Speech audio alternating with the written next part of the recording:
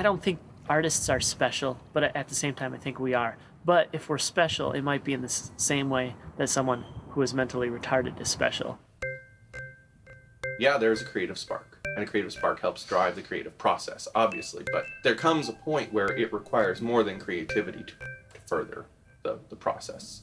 You have to have something to say, and you have to have some level of talent and skill, and you have to have the ability to follow through. And if you don't have that ability to follow through, it's all out the window. Who cares how good you are if you don't do anything with it? You have to have a field of endeavor that you're the total king and master of, and you can't worry about other people's interpretations of your world. And then if they like it, well, that's really great. If they don't, well, they just kind of have to fuck themselves.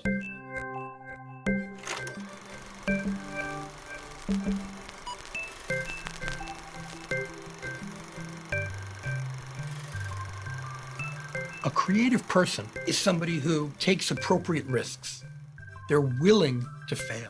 You might have people who create something and have 9 unpublished novels, and you wonder, why do they keep writing these unpublished novels? Why do they do this stuff that nobody else sees? Part of being creative is this unbelievable persistence and pursuit. You hear the stories of the person who's been rejected 62 times and then gets published after their death. John Kennedy Toole, Franz Kafka, Emily Dickinson, the people who weren't appreciated in their lifetime and were misunderstood and later acknowledged as being geniuses. So many of the great ideas of the great movies, the great books, happened from somebody who wouldn't give up.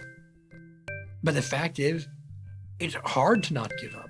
It's much easier to give up. There's often what is talked of as like the Faustian bargain, that in order to really be a genius-level creator, you have to give up a certain amount of your soul. You have to be willing to spend day and night at the laboratory, or by your notepad, or on the computer writing, or painting, to the exclusion of all else. Many people can't do that. For many people, it's not worth it.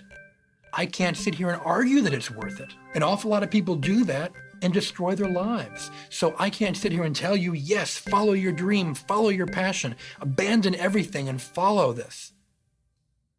Because that doesn't always have a happy ending.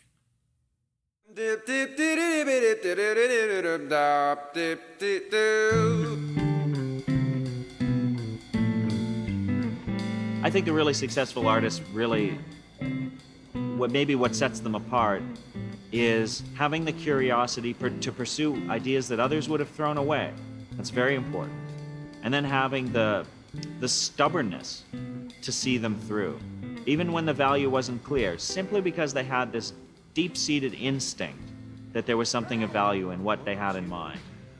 Those are unique people. Those are people who often change the world, because some of the most significant ideas were often the ones that at first glance seemed the most trivial, or the most pointless, or the most insane. I think our need to interpret the world and to make sense of the world is probably a deep-rooted need. And artists take that need and run with it farther than most people do. And that's what distinguishes them. We do have some insight to offer other people. This doesn't make us like privileged or on any kind of higher caste.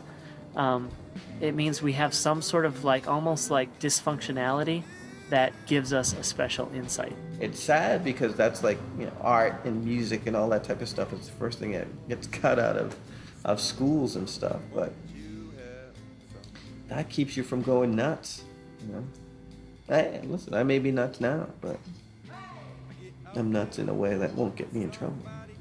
It's a delicate balance between being creative and independent and being sane. Well, it's a matter of energy. I don't have much in the way of social skills or range as a person, So I'm lucky to be able to do this. The one time that I tried to work in a studio with other people was a catastrophe. I just don't know how to get along with other people. So I'm not pointing fingers here. I'm saying that it's me. I'm the guy who can't get along. That's why I'm lucky to be stuck up in my attic. So the world is lucky I'm stuck up in my attic. It's not a very glamorous, as much as some people might think. I mean, 90% of your time is sitting alone in a room by yourself. It's kind of isolating and kind of boring at sometimes, When you sit at a drawing table or at a computer coloring and do these things for hours at a time, you do a lot of soul searching. Why am I doing this? And this paper's gonna rot anyway in 20 years, and this won't exist, or we might not all exist. And so you try to put this stuff in a framework of longer spans of time, and what does this all mean?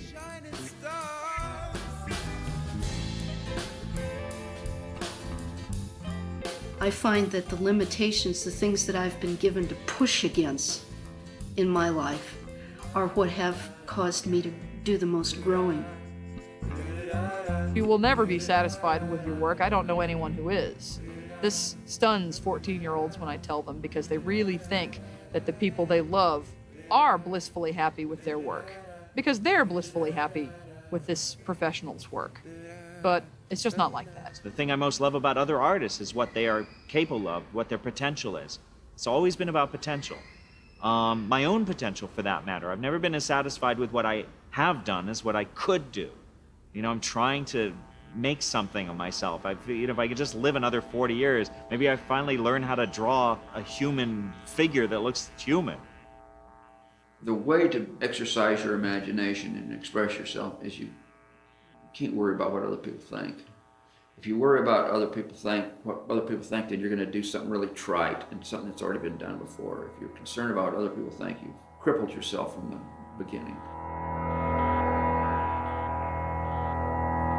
I went to art school, and there was a lot of people I knew that were tremendous artists. I mean, just incredible. And when I met them later in life, they still drew, but it was strictly, as one guy put it, I don't pick up a pencil unless I know how much I'm getting paid. So it's like the soul's not there. Sitting down to that blank sheet of paper, what an opportunity. I remember somebody telling me, it's like, well, somebody was a musician saying, for them there's always music in the background of everything. There's a constant stream of music, and for me, there's a constant volume turned down. There's another world going on. There's story coming through the brain at all times. And when it's time to work, you just turn up the volume and tune into it. If you could shut off your brain, probably life would be a lot easier. But the brain just keeps going and going and going, and coming up with new ideas. And my policy is, if the brain comes up with a good idea, you better implement that. Because if you're not implementing it, when you're an old man, you're gonna wish you had. The creative person cultivates that thinking early on. Your brain gets trained a little bit to look for the interesting side.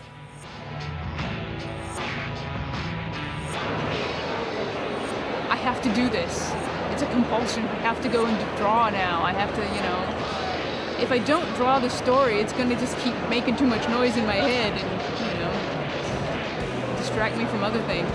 The oomph from which the need to tell a story comes from, I really think comes from your will to cope with what life throws at you. The stuff of life is all around us. How do you translate it? What do you seize on? What seizes on you?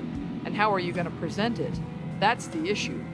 Because every time you say what if, every time you say wouldn't it be cool if, anytime you say wow, that's really weird, or that's really funny, or that's really stupid, you've got a germ for a story. And sometimes the more painful it is, the more juice we get. People, I think, in general in our society, but especially like younger people who are getting into being cartoonists or being artists in general, they expect to be able to sit down and do stuff. And when they can't, when they just, it's not there yet, how, with the ideas or with the physical skills or anything, they get really frustrated. And it's really difficult for them to kind of come to grips with the fact that they just don't know how to do it yet. Talent may not be that important, It doesn't really seem that way in this world, Oh, there's a lot of talented people, but they're not creative at all. At some point, the craftsmanship is going to have to come in, and that's the actual That's the actual work. You have to practice, constantly, draw every day and things like that. I was never a natural artist. I just happened to like doing it.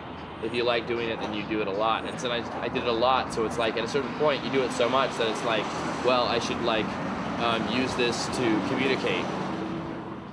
You'll see people out there who have less talent, but they bring more to it and use it more. There's people that are incredibly talented who just completely just don't do anything with it. And then there's people that, they may not have a lot of talent, but they've got a lot of drive.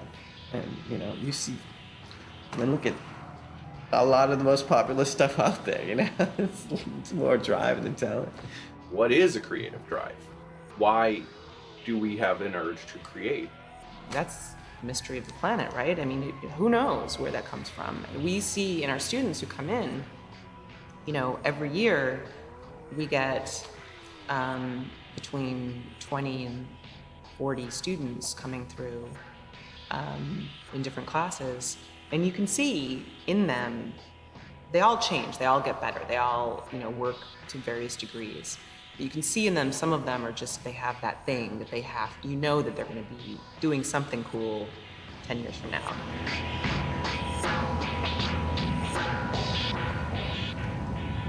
In order to really master a field, it takes about 10 years. If you look at when did a person first enter a field and when did they have their first published novel by a real press or their first symphony produced, it's almost always 10 years. Mozart was composing when he was 4 years old, but he was in his teens before he composed anything we listen to today. Steven Spielberg was making movies in his backyard when he was 11. 10 years later, he was making Hollywood movies. Being creative is about more than something being new to you. You have to make yourself an expert to make a real contribution. You need to know the rules before you can break them. If I ask you what is 15 plus 7, and you say fish, is that creative? Most psychologists would argue that the answer is no. That in order for something to be creative, it must be both new and useful in some way.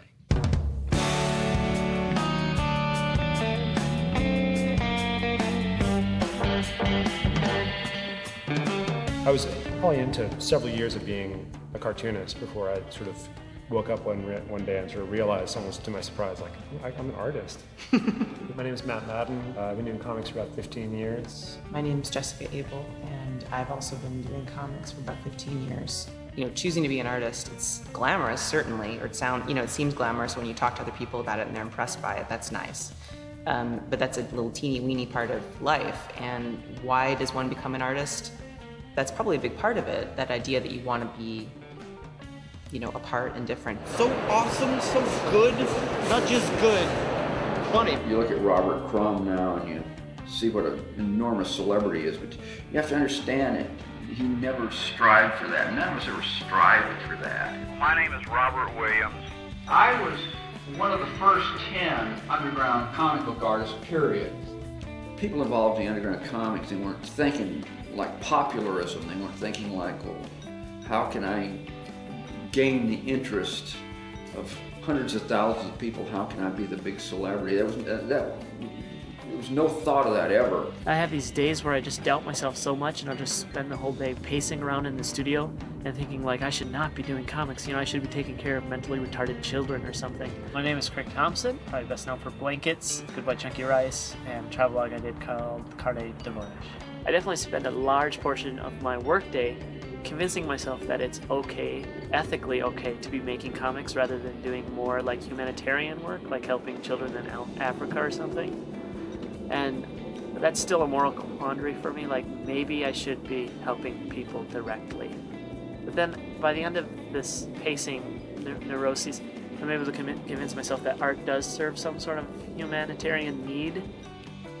I like to compare comics to heroin, with heroin being probably the more accepted habit. It's very infectious. It gets into your blood and it won't let go. My name is Dan Votto, publisher, SLG Publishing. Been in business for 20 years. There's a 12-step program for heroin. People will help you get away from that. But if you're addicted to comics, whether it's reading them, collecting them, buying them, drawing them, writing them, whatever it is, there's no way out. You're done. You're going to be doing it forever. Comics in this country have become very much a way to define oneself, either as a fan or as a creator. This is my identity.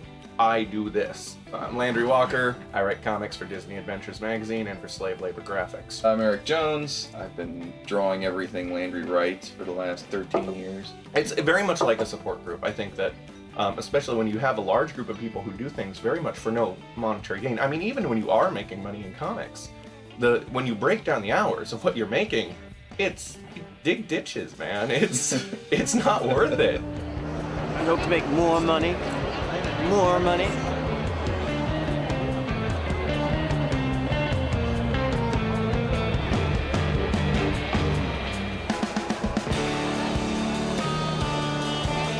I'm convinced that we're all compelled to do it. My name is Brandt.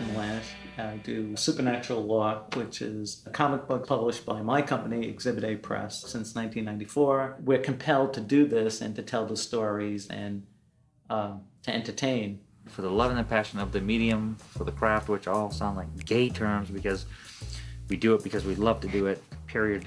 My name is Kevin Eastman. I am the co-creator of the Teenage Mutant, I can't even say it, my God.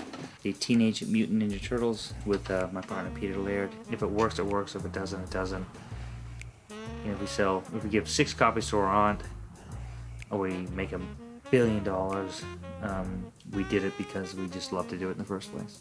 I wanted to do a comic that I could take to a convention and it'd get me laid. My name is Mike Wellman. I am the CEO and publisher of Atomic Basement Entertainment. I did this comic about these 2 chicks on the run and, you know, something I could show a girl at a convention. Hey, check it out, you know, and she would fall madly in love with me after reading it. By the time it came out, I'd fallen in love with another woman, so I'm stuck writing this comic about these 2 chicks with no specific purpose anymore. The women make it worth a while, much more so than the money. I had no idea how to approach a publisher. I had no idea whether my stuff would be commercially viable. I had no idea whether or not I could find an audience for it.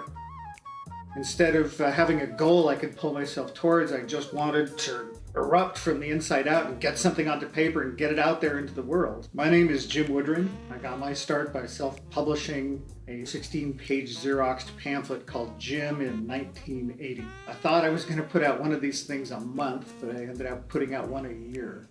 And I thought that I would be able to sell subscriptions and that people would tell their friends. It sounds crazy to hear me say it now, but I really thought this thing was going to go, you know?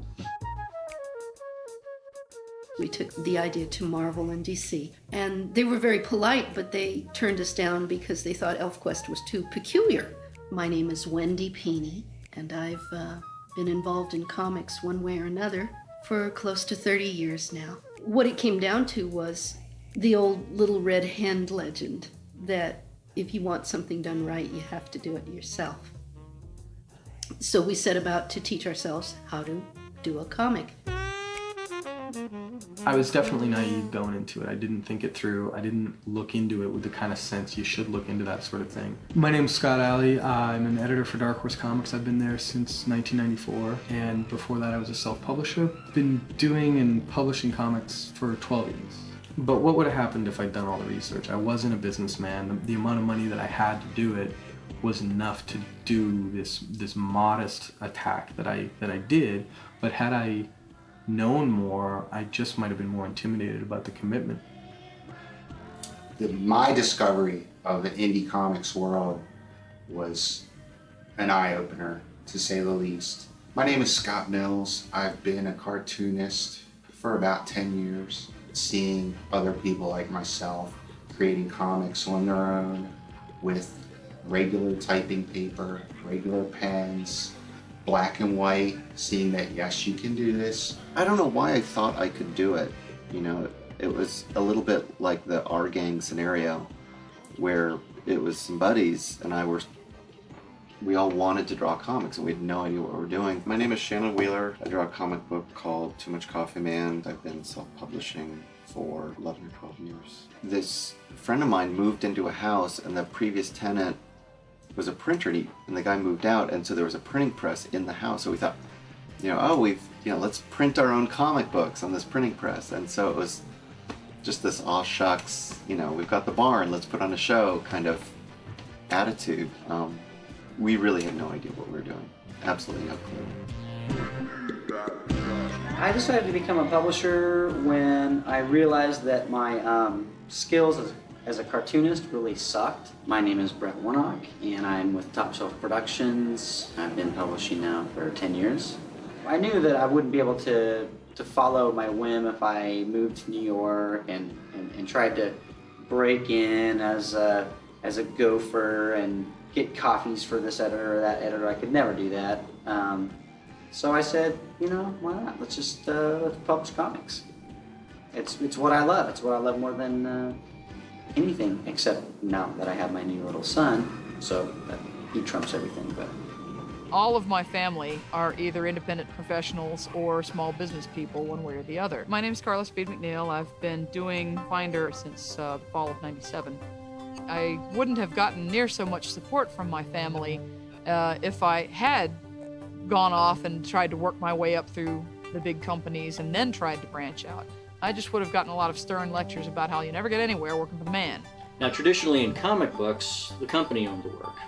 It was all work for hire from the 1930s right through the 1970s and into the 1980s. My name's Gary Groth. I'm the publisher of Fantagraphics Books and the editor of the Comics Journal, a magazine devoted to criticism and journalism of the comics profession.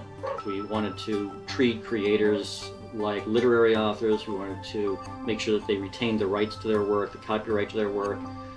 We wanted to encourage them to express themselves, to do their own work outside the boundaries of traditional comic books. I have a hard time defining what I actually do just to people. I mean, alternative comics, I guess, but like everything's alternative now. Everything's as crazy and obscene as it could be. You see what's on TV, especially late at night, cartoons with like a pig with a boner. I'm like, this is on TV. What's alternative now? My name is Tony Millionaire. I am a cartoonist. I do a strip called Macchies. Even though it's a hideous term, people know what you're talking about when you say graphic novel. You'll be saying, well, I do sort of an independently owned comic book. It's not a superhero. And like, what? It's a graphic novel. And my grandmother would go, okay, I know what you mean. Graphic novels, oh, those are big now. So I use it now. I do graphic novels. People aren't ready for the term comic book, and so people say graphic novel because it sounds like more intellectual. But really, it's not intellectual. It's more dumb than comic books. My name is Trevor Alexopoulos, and I am a cartoonist. I do comic books. It would be like if we called movies movie literature, movie novels, photographic theater. It's trying to gain some kind of intellectual cachet from a previous art form. I honestly don't think a whole lot of people even realize that comics are even being made anymore. My name is Eric Powell, and I created The Goon, which is published by Dark Horse. I have a friend who is a writer, and he's written some comics, and he would tell someone I write comics, and they go, oh, they still make those? Comics are really the underground, the bleeding edge culture for art and entertainment. I'm James Syme, proprietor of San Francisco's Isotope Comic Book Lounge. I pimp comics for a living. That's what I do, 24/7. Comics are kind of where art and literature and trash culture all collide headfirst with each other. The closest analogies that I've ever been able to come up with are punk rock and hip hop, right? That's the stuff that's down and dirty. It's the basement level. It's easy to get into. I think I may have gone into comics first and foremost because I'm a control freak. I'm Scott McLeod, I'm a cartoonist and author, and I've been making comics since 1984. The fact that comics is one of the only visual mediums of storytelling that we have in which one person can really do it all is tremendously compelling, and that singular vision I think has led to some of the more unique strengths of comics. It's the one-man band, one-man show that's going on.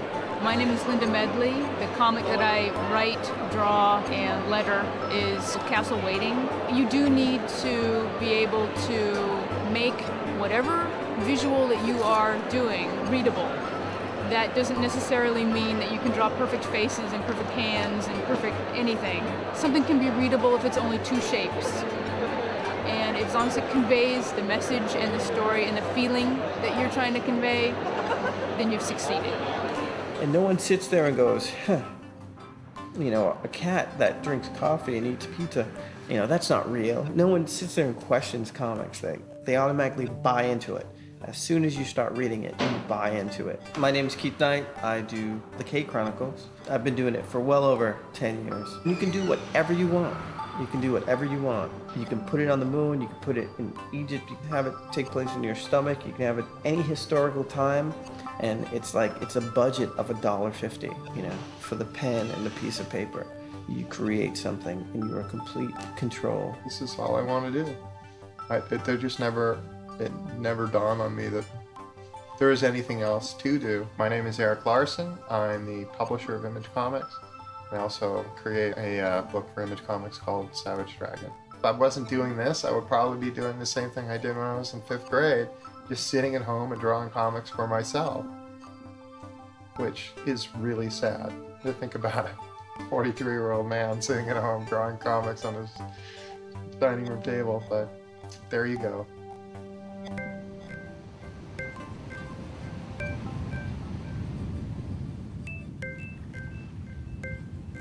For you to be creative in anything, at anything, requires 3 basic things. You need motivation. You need the drive to do something creative, the motivation to begin. You could be the most creative person in the world, but if you never get up off your couch, we're not gonna know. You need a certain level of intelligence. I'm not talking being a genius, but you can't be a carrot. Carrots aren't creative. And finally, you need the appropriate environment. A good environment will nurture and enable creativity at all times. People often have a need to compartmentalize. People like to make quick shortcuts in their mind. They love to separate things based on creative medium, domain, or genre. Within any medium, you will have things that are good, and you'll have things that are not as good. Now, people won't say, I don't listen to music. People don't say, I don't go to movies. But people will say, I don't read comic books. And what this does is that it cuts them off from a primary source of pleasure and artistic creation. Within every creative medium, you have prime examples of good artistic work. Things that could hold up across any genre, domain, or creative medium. Indeed, one of the personality factors most associated with creativity is being open to new experiences. This could be trying new food, going new places, or experiencing a creative medium you've never tried before.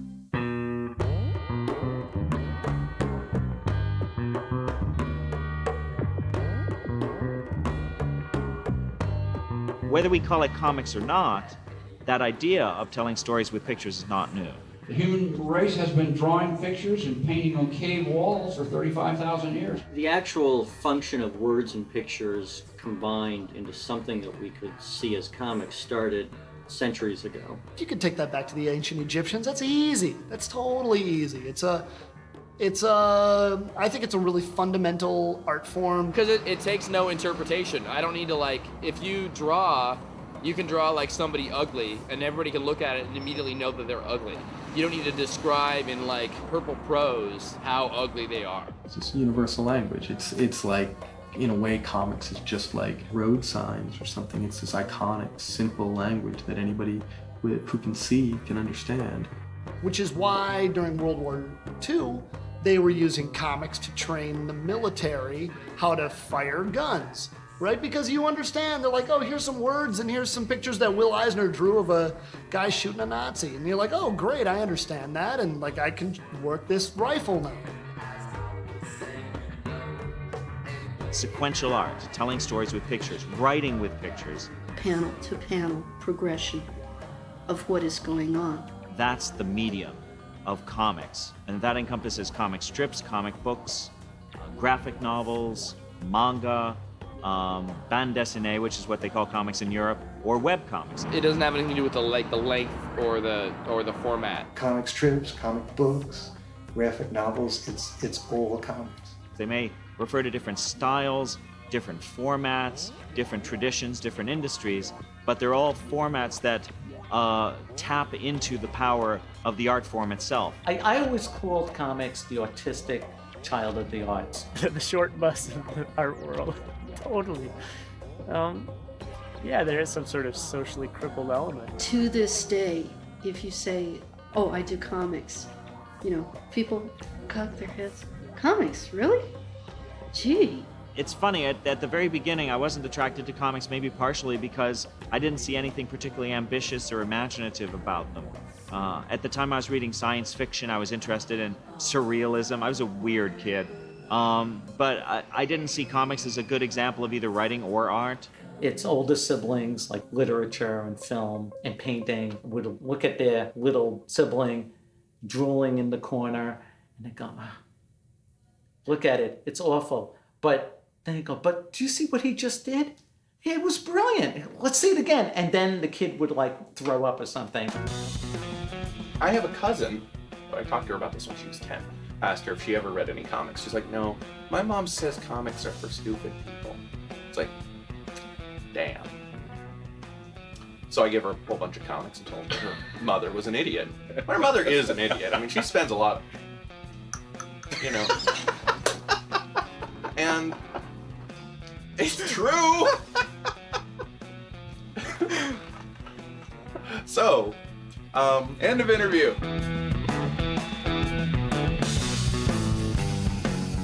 Low-grade inherent aspect of comics is an important part of the engine that makes them run. And the best comics have that in them. When comics get too pretentious and too adult and too serious, they stop working as comics. You have to at least work with that juvenile aspect of it in some way. If you ignore it, you end up with Classics Illustrated or something. Of course there's goofy elements. And there's goofy elements in football, for God's sakes, but no one calls them geeks. Well, maybe you're afraid to because you'll get punched in the face, but... People just say, they automatically think less of you if you say you read a comic because those are for kids, And it's hard for us as a medium to go, no, this isn't for kids, when you've got guys with underwear on the outside of their pants. It's really tough. No, take this seriously. Only in America. The medium has so much more respect in Europe and Asia. People don't think twice of honoring the medium as highly as they would honor film or any other creative medium.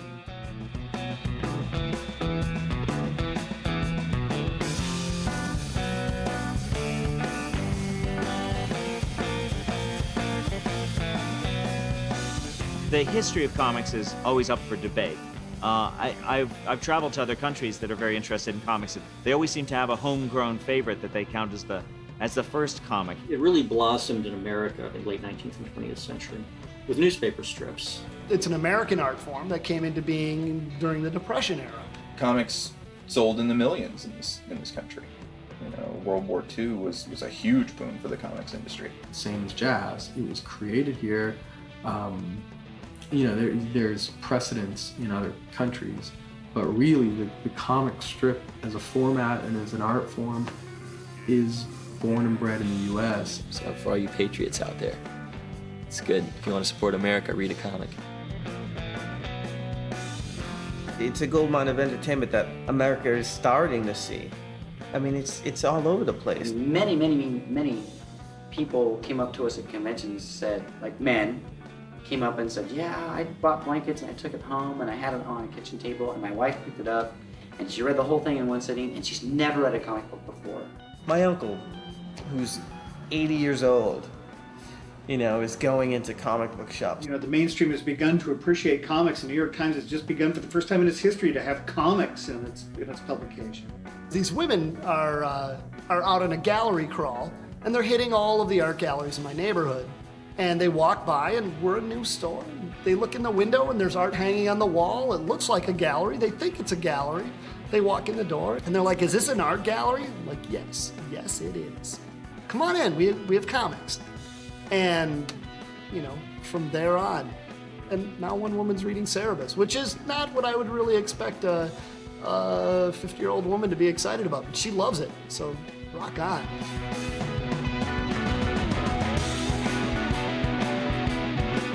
The irony is comics itself as a medium is so is so marginalized that the things that are mainstream in mainstream comics are really, to the rest of the world, are really marginal. Like most people don't want to read Daredevil comics. Most people would rather read postmodern French philosophy than read Daredevil.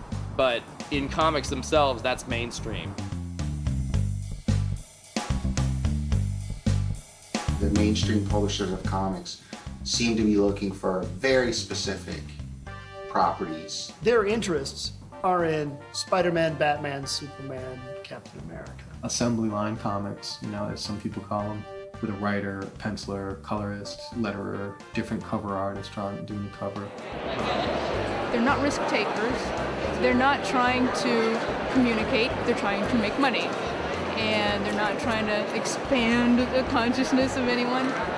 They've never been interested in doing work that reflects contemporary life, serious existential issues, independent work, small, intimate stories, autobiographical work. And without smaller independent publishers, starting with underground comics in the 1960s, this work would never have seen the light of day.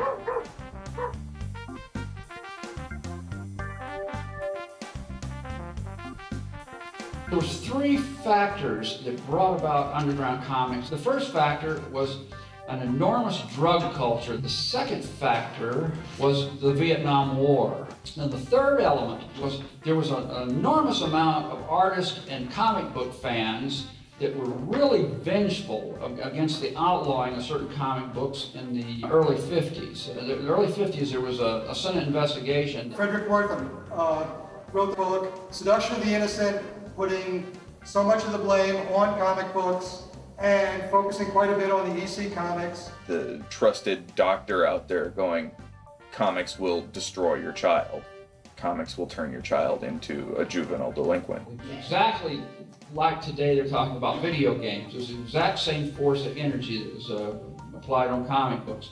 So a lot of the very, very good comic books were completely run out of business. Even though, you know, ultimately there was little legal effect. You wound up with that little germ of an idea being planted in people's heads. Parents going, well, I remember hearing somewhere that comics were bad for you.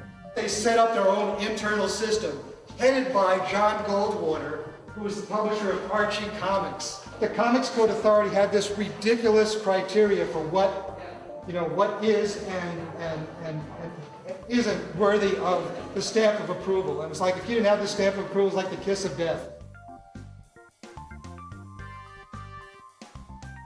Let me start with I'm sorry, you had a question. I'll have to, what is an underground comic? It's not somebody subterranean, I would think, but. Very good question. Average young person today would, you'd ask them about, well, are you familiar with underground comics? And then they would stammer for a minute and go, well, oh yeah, I saw the Crumb movie, and that just like kind of wraps up the whole thing.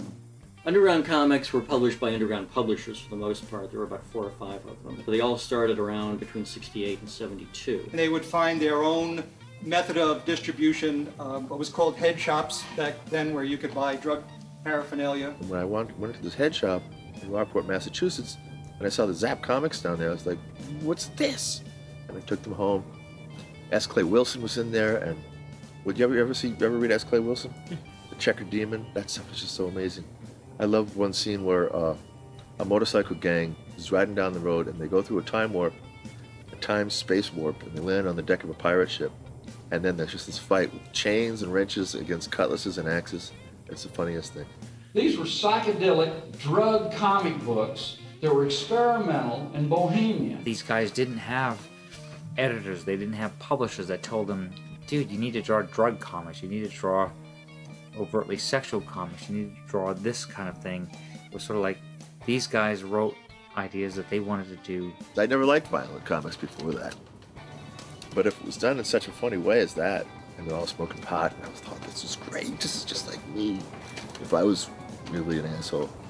We were actually creating culture. If we hadn't done these dirty funny books, then you couldn't use 4-letter words in public. See? We moved culture. They destroyed the system. They broke the system completely. And their comics end up being like not just culturally important for decades, but really like the starting gate for so much that followed. Comics don't have to be an adventure. They don't have to be, you know, just sort of fluffy. They could be substantial. Publishers that started in the late 70s, early 80s were generally called independent or alternative publishers because the day of the underground had simply gone by the wayside. They weren't underground anymore. There weren't too many examples. In fact, there were almost none of independent comics at the time. There was First Kingdom, there was Star Reach, and I think Cerebus, the aardvark, was just starting up. Those first 10 issues of Cerebus were not going to win any art awards. They were very, very crude. But they had wit, and they had a passion, and they had a verve to them that, at the time, the color contemporaries of Cerebus did not have at all. The sales just kept going up and up and up. There was one point, I think it was around our 18th issue, we were selling 100,000 copies. That was in the early 80s. We were up there with X-Men. Many people at the time felt that comics had reached a new flowering, a new renaissance. All those guys who were part of the black and white comic revolution were guys who loved comics when they were younger. Could remember when you could go to the drugstore with $1 and get 10 comics and take them all to the beach and spend the whole day reading them. They were trying to take a childhood pleasure and update it, make it something that they could appreciate as adults. The first independent comic I got into was Ninja Turtles, back before it was a cartoon and all that. And you know, there's these 4 turtles that drank beer and fought each other and stuff. Back in the early days, Pete would always elbow me when I said, look, we stole some of our best ideas from everybody that we appreciated and loved so much. We copied Cerebus, we copied New Mutants, we copied Daredevil, we copied Ronin, and just kind of whipped it up in a blender. That came along and sold ridiculously well, unprecedentedly well, and you had suddenly a bandwagon. There was a speculator market where people were like, oh, this is going to be worth a ton of money.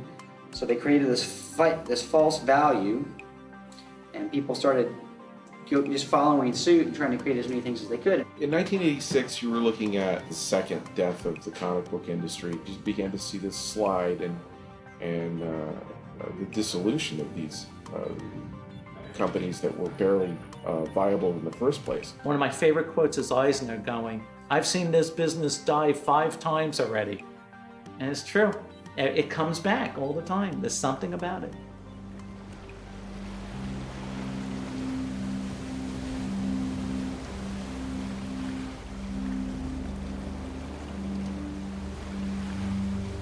One theory of creativity is the propulsion model, which looks at how does a creative act change the field. The first level is the idea of replication.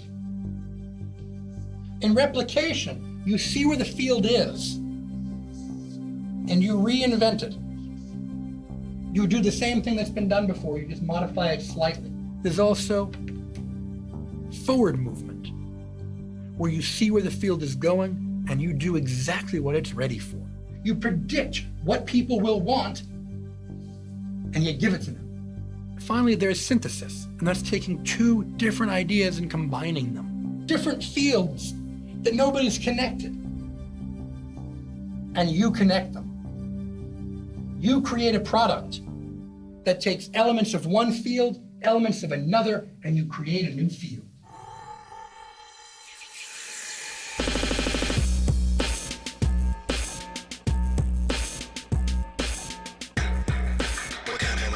Independent comics, like independent movies, like independent anything, it's always no money, no budget, a personal vision, a personal drive, a commitment to the craft, a commitment to the form, a passion that they've had since they were 2 before they even knew it. I think that people who describe themselves as alternative publishers are more thinking in terms of content.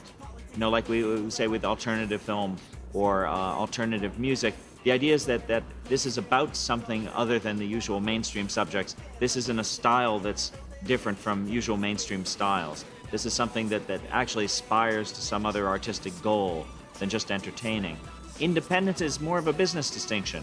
Independent from whom? You know, usually the assumption is independent from certain well-known corporate entities. When I think independent comics, I think pure creativity, you know, because there's no limitation there, you know? You don't have any crutches. You don't have characters that have been established over the years. You don't have generic plot lines that you can fall back on. The creator has only his sensibility and his skill. Doing things that they truly believe in and for personal reasons, and that it overlaps with an audience is as much coincidence as anything else. If the word independence really going to mean anything, it seems like it should apply to Really small press. You know, going down to Kinko's, printing up 200 or 300 copies of your comic and folding it and stapling it yourself and bringing it to conventions. They would rather be the captains of their own destiny, you know? They'd rather put out something small that nobody will see than become part of a bigger machine. What we call independent comics are the comics for the people. And what we call mainstream comics are comics that are solely catered to aging, middle-aged fanboys who just have never grown up. And I'm one of them.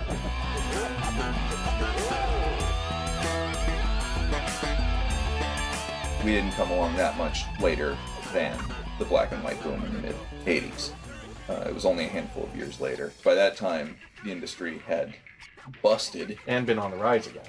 That would be the Image Comics explosion in the early 90s. Simultaneous to the Image Comics explosion, there was a mini comics revolution of a sort, which we just happened to stumble into without any design. Mini comics are just photocopied, you know, handmade books. Probably has fewer pages, more than likely it's black and white. It's a term that came from the fact that they tended to be smaller than a standard comic book size. You know, the big secret of or not so secret fact of self-publishing is that people, you always have friends in copy shops and I would go at night to an office. Or an office, A friend of mine worked in this office at night. Get in there, make the copies. Yeah, it's a very economically brought the feasible medium in that way. Then you take all the pieces of paper and you bring it at home, and then you buy a 6-pack for your roommates and some pot, and then you say, hey guys, after they smoke it and get drunk, you pull out a stapler and a bunch of things, say, you fold, you staple, and I'll drink. When I did mini comics, I was stapling them myself. You know, it's like 10,000 printed mini comics, and the printer's like, oh, I'll give you a discount if you staple them. I'm like, yeah, sure. And then I'm there for, like 3 days stapling them. But, and I saved, I think it was like $150 or something. But, that's a lot of money at the time. It's been so long, I can't even remember how people found out about it, but I got a lot of fan mail, considering I was only putting out a couple hundred of these things. People sent me all kinds of crack-brain junk and all kinds of letters and interesting things. I made some lifelong friends through this thing. It was like we were taking pieces of our philosophy and our attitude and putting it on paper and passing them around, this kind of phantom party where people were making introductions. There was a certain amount of satisfaction in producing it myself, in self-publishing, because I had controlled everything, and it was just fun. But it took way too much time from actually drawing the comic with all the business that I had to take care of. You got to spend so much time promoting, so much time processing orders, making sure that you're on schedule, doing all that, busy work, that you're exhausted. By the time you actually get to the drawing table, and you're always wondering about, what did I forget? Most of us do not have any kind of business sense. We simply don't. And a part of it is an underlying prejudice against the whole concept of commerce. We want to do it for a career, but we don't want to, don't want to really get into the whole process of selling, because people are supposed to come to us. My assumption was I'm going to hand this thing to, I thought, when I do Archive #1, I'm going to go to the Chicago Comic-Con and meet Gary Groth and give him my comic, and he's going to be like, you're a genius, and publish me immediately. I did not intend to be a self-publisher. It wasn't my dream in any way. I just wasn't good enough yet. In the past, I self-published because that was like the most direct way to get my comics out there, rather than waiting around for somebody else to publish me, like, or expecting people to publish me. I publish myself. It's like everything else. You gotta work at it. I mean, dude, you're gonna be standing, you know, at the bus stop for a long time if you're waiting for somebody to give you a ride. You know, you gotta build your own car at first, I think. So.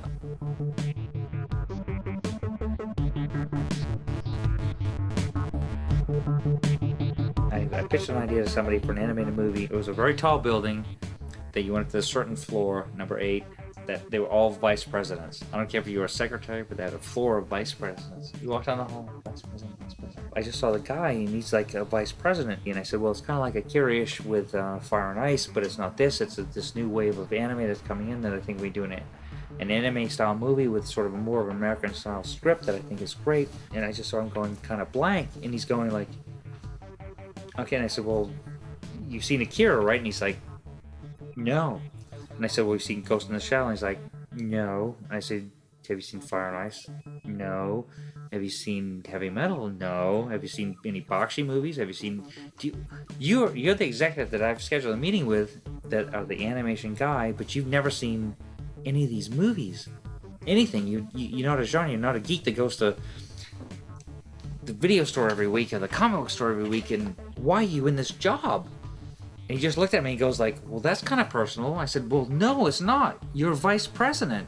I'm a geek since I was 7, and this is what I live for, and this is what I'm telling you, that what I think fans will love. And I'm giving to you that's going to make a decision on what you think is popular, and you don't have any idea. Any creative filmmaker or artist is basically trying to find a way to trick the boss, get his own thing out. When I first came out to San Francisco, I didn't do comics right away. I did like a public access TV show. I was doing a comedy show, and I couldn't pay everybody, and it was hard to get everyone up, you know, together and all that stuff. So doing comics was just like the cheap version of doing that, you know?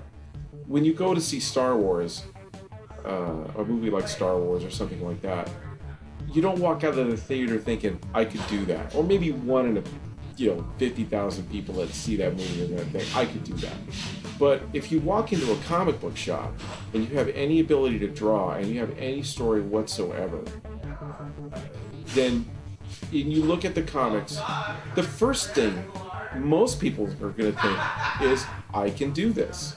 Where I control the lighting, the director, the actors, the pacing of the story, good, bad, or ugly, was all I needed was a piece of 8.5 by 11 sheet of paper, pencil, and an ink pen. Because it's a visual medium, you're not totally dependent on somebody else's imagination too, which is, when you're reading a book, especially a book that requires you having some imagination, it can be, everybody can kind of come out of it with something different. With a comic, it's like, no, this is what the guy looks like. He's green, he's got this fin on his head, and he doesn't shave his back. With film, with effects-driven movies, because now a lot of movies can give you an image as fantastic as comics, but no matter how good the special effects are, it still sort of begs you not to believe it, because it's fake, even if it's Jurassic Park and it's these flawless-looking dinosaurs. If the dinosaurs didn't look real, everyone would be like, this is a piece of crap.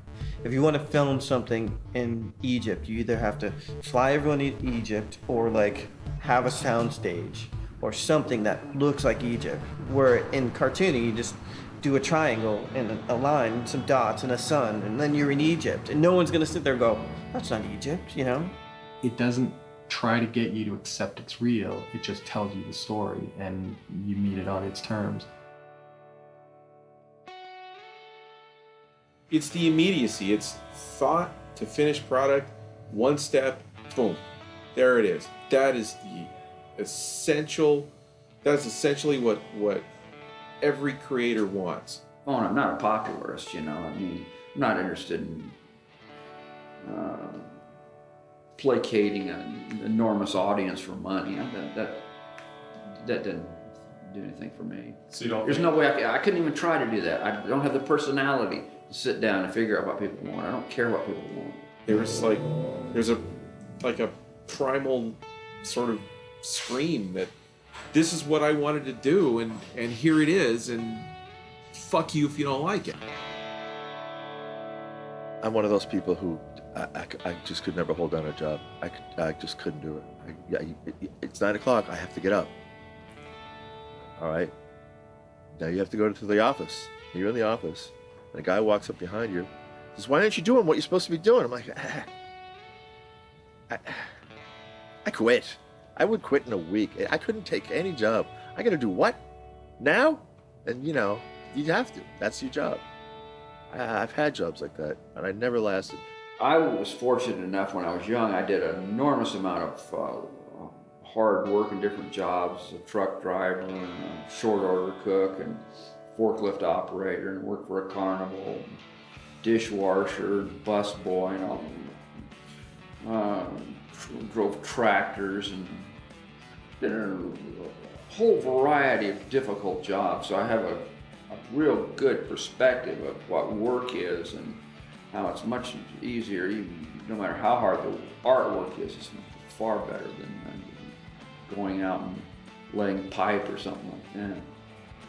All the work that I do comes out of me being a cartoonist, whether it's as a teacher, helping to edit some comics,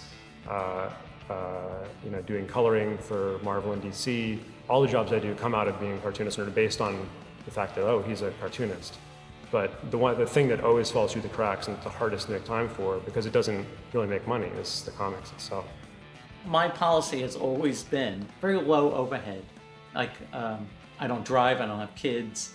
I have a very supportive wife who understands the artist's needs, so she gives me plenty of room to do it and pursue it.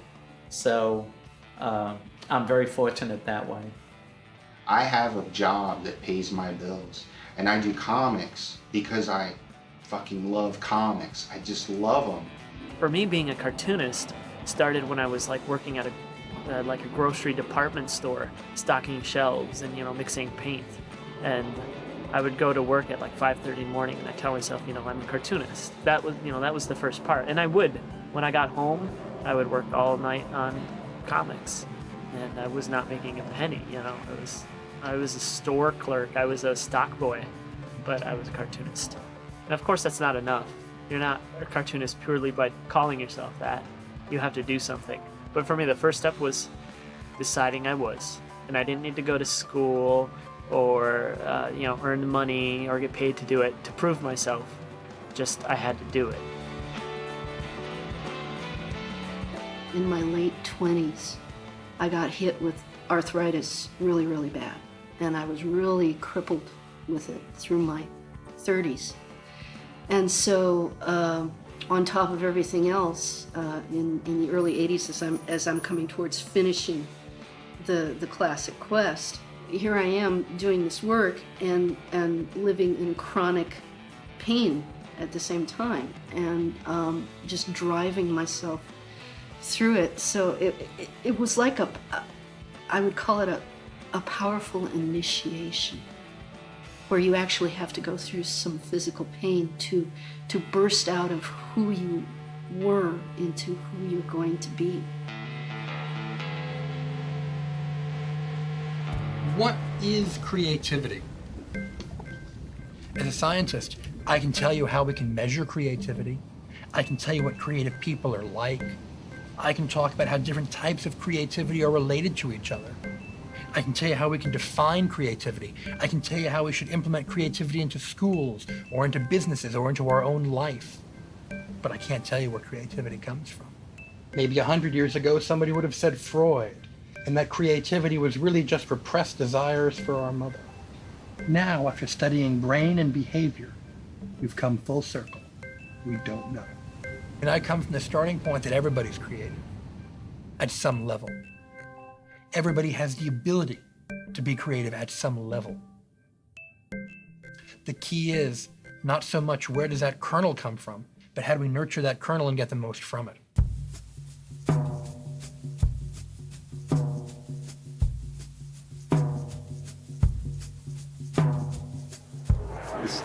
Stephen King says that asking where his ideas come from, that's the worst question he gets.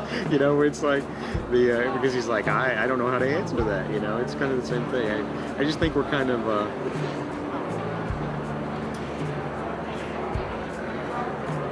I don't know. It's kind of, where do the ideas come from? From my head.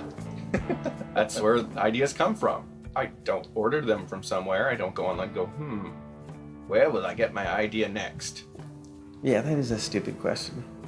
Comes from God. Generally, it wakes me up in the middle of the night, and I'm like, wow. I get ideas from things that I'm inspired by. It comes from that deep, dark little corner of your head that you're afraid to let people look at. You know, I've never thought about that before. I really don't know where ideas come from or what creativity is. You've given me something to think about here.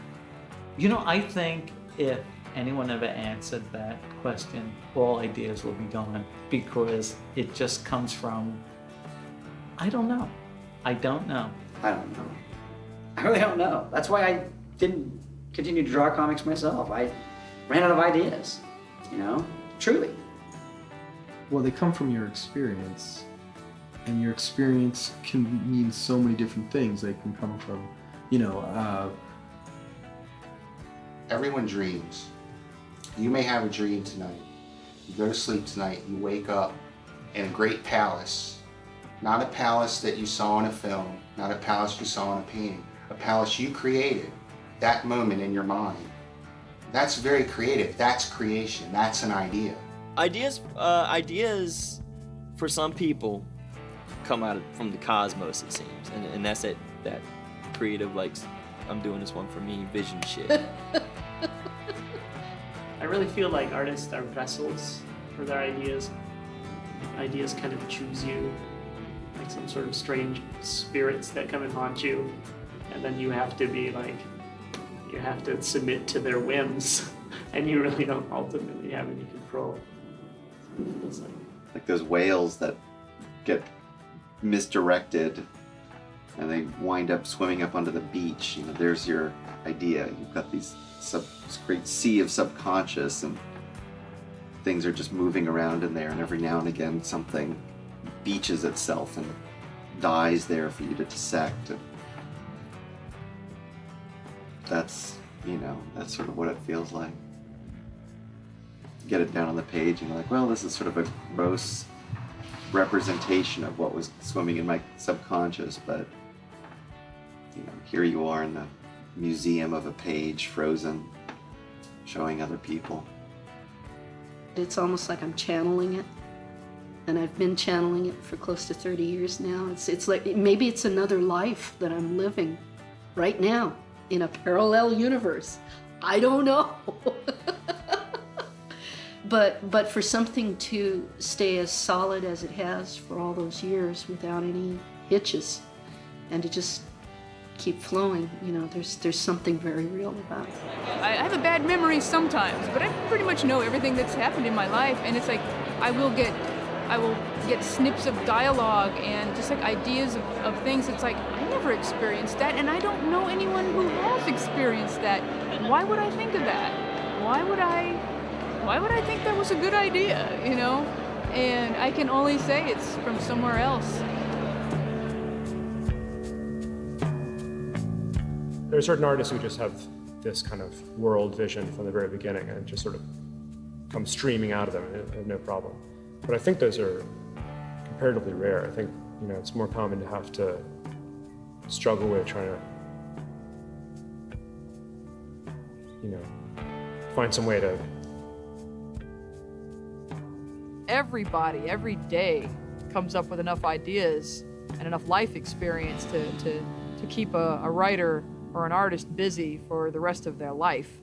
Some of the best movies, novels, fill in the blanks are about ordinary experience, because there's always something happening somewhere of vast significance to someone.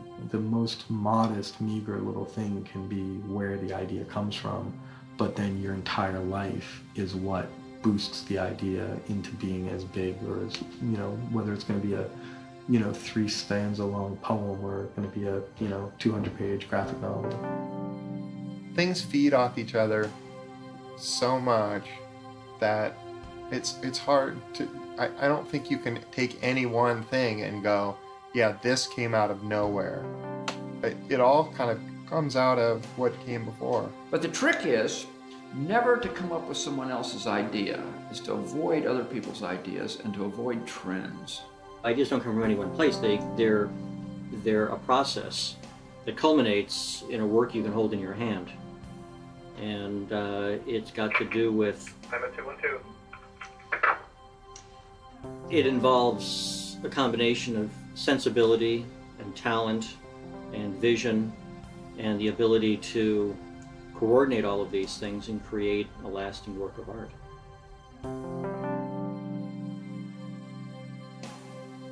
Here's the thing, if all it came down to was a creative drive, why put it all at all? It gets back to put it in your sketchbook and don't let anyone see it. It's not the creative drive, it's not the creative spark that makes people put it through a printing process and distribute it to thousands of people. That's not creativity there. There's something else going on. You can't say, well, isn't it all about the creativity? Sure, it is the creation part, but not the distribution part, not the advertising part, not the sales part. That's not creativity. That's something else and what's going on there. Insanity, I guess that's the only thing I can think is like, why would somebody with masochism? I don't know. Why have a conversation? Why not just stand on a street corner and talk to yourself? Why talk to a person? Well, because that's what language is for. Why doesn't like a writer just write a novel and then put it in a drawer and forget about it? Like most people are guided by a mix of self-gratification and gratification from other people. It's it's egotistical. It's like the same feeling that an actor gets when they get on stage. Hey, don't forget to look at me. I'm doing this, everybody.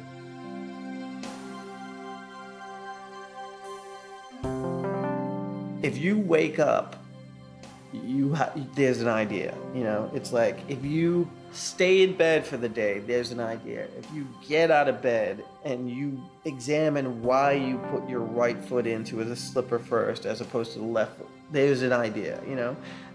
If you don't have an idea, you're not trying. You're not trying. That's simple as that. If you go through the day and live your life, you will have an idea, no matter what it is. How do you not have ideas? I don't know how a person doesn't. Yeah. I think most people do have ideas, they just don't know how to execute them. There's no big secret. It's a lot of work. I mean, my real problem, and this is true of a lot of cartoonists, is not finding ideas, it's finding the time to execute the last 26 ideas we have. Ideas aren't worth a damn. Everyone has ideas. What do you do with that idea? It's, people had an idea of someone with powers far beyond those of a mortal man before Superman came about. But it took Siegel and Schuster to really bring that home. When people sit there and go, oh, I don't have a creative bone in my body, blah, blah, blah, blah, that's crap. When you work creatively, when what you do is to have ideas, you hone it more, and you wind up thinking more about that outside stimuli. It's a muscle. It's a muscle that needs to be exercised, and it'll get stronger and stronger as you continue to use it. It's like any other kind of mental exercise, I would say.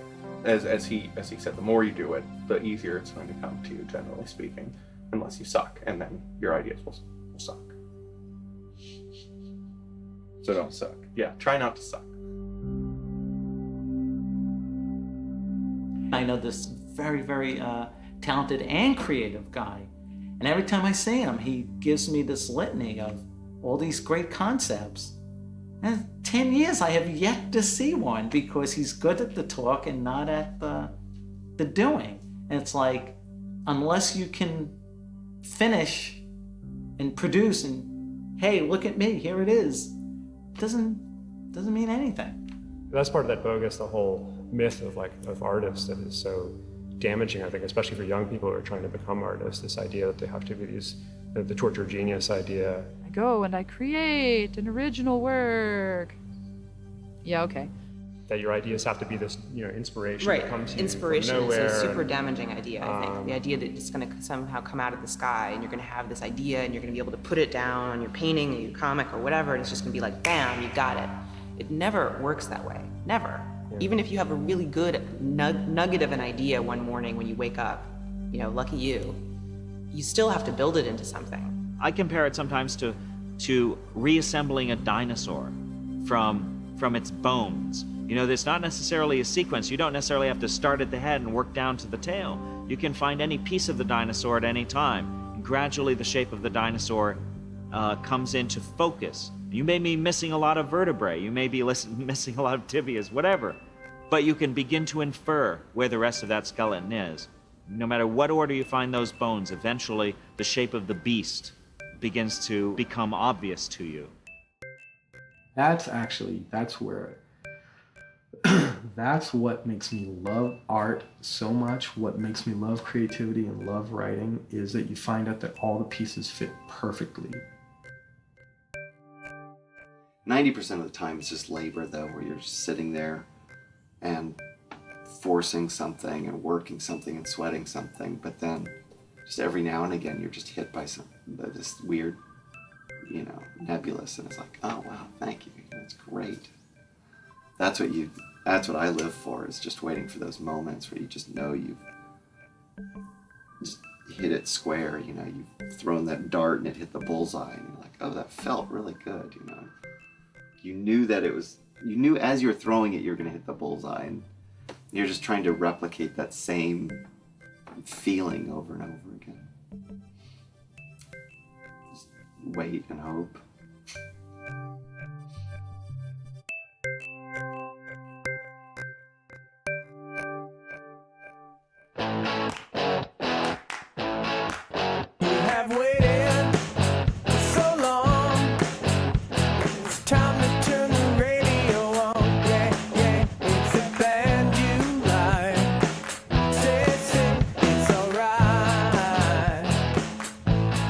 Tell you where creativity comes from. I think everybody has the fly. If you're making a movie, no matter how independent it is, well, you can make a really independent movie, but chances are it's gonna look like shit. Like if you just got one guy and a camera that goes around, oh, I'm sorry. You're not serious with that question. Where do ideas come from? They come from everywhere. There's nowhere they don't come from. What do you mean, where do they come from? Sometimes I feel that there's a certain dignity lacking in the comics field that is present in other professions that seem a little more adult, perhaps. But still, I feel it's where I belong, This is so interesting. Gee, what do I think of all this? I don't know if that makes any sense at all, but... Not really. I just realized you've had your badge on this entire time. The dog. Yeah. We must kill the dog. Well, where's the felch? Where's the felch at? There's a felch in here. Where's that at? This is not a business for an adult. I really don't think it is. Although, I guess, I can still kind of pin my hopes on growing up someday. I'm an artist. Look, it's art. Yeah, it's maybe art, but it's shitty comics. Or maybe really shitty comics and it's not art. Or maybe really good comics and it's shitty art.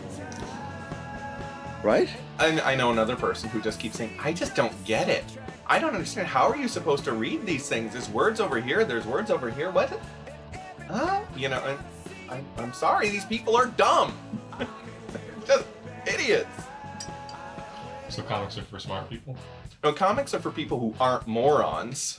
That doesn't mean they're smart. That just means they're not really, really stupid. I'll come up with an idea that's so asinine and so ridiculous that it's even embarrassing to myself. When I put out my first issue, I was thinking that, Jesus Christ, when people fucking see this book, they are going to shit. I thought it was going to be like, buildings were going to come crumbling down. There's enough people in this world that for each one of us, you can get 2,000 people to be really into your stuff. You're set.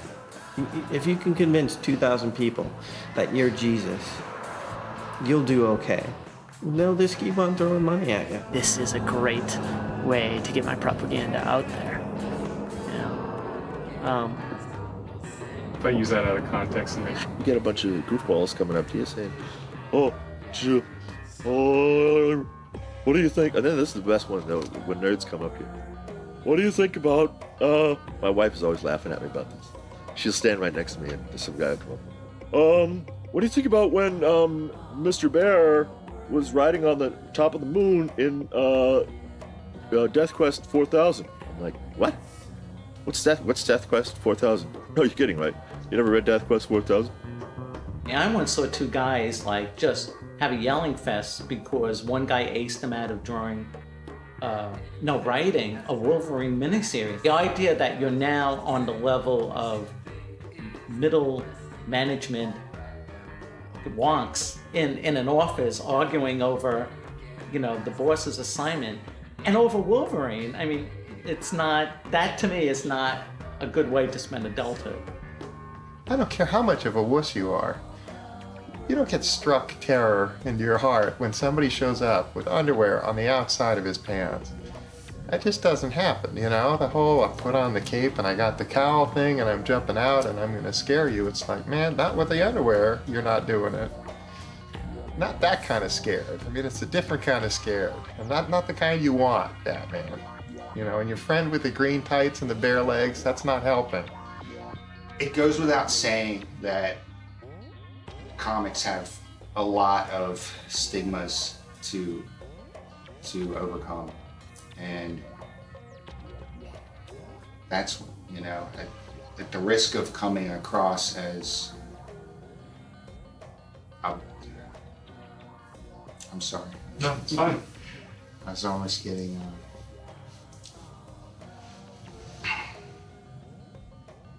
see, I get real crazy and nervous. Why? Need to do some push-ups, work some energy out? What was that question again?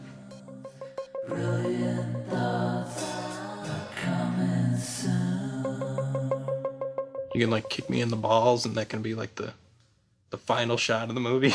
Have a blooper reel at the end. I always love blooper reels in movies.